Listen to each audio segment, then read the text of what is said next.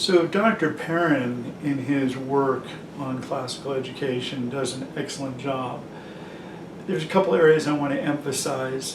Basically, the role of the teacher and also the content. Overall, the content goal was to introduce people to not only the art of speaking and the structure of language, but also to the great literary pieces of the time. That tradition has continued on in classical education, particularly in works such as by people such as Virgil, the Aeneid, or Homer, the Odyssey.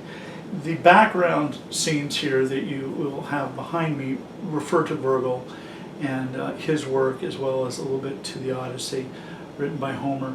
But these are essential parts of the classical educational experience. Now, there were three different teacher levels in the classical world.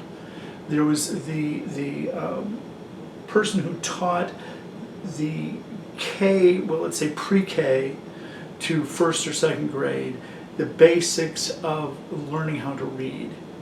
And this position was called the literator. Now, that was then completed by first or second grade.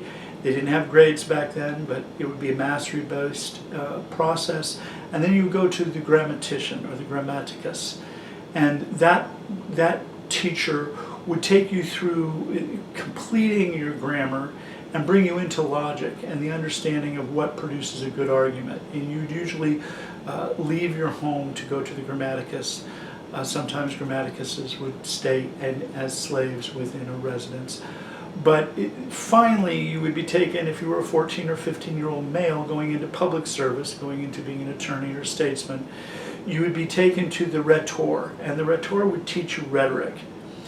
And this process continued until the Middle Ages, when the university setting was established, and the first university was in Bologna in 1088. That's why I'm wearing my hood.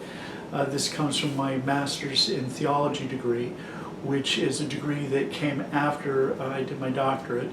I wanted to go back and study the Bible more thoroughly.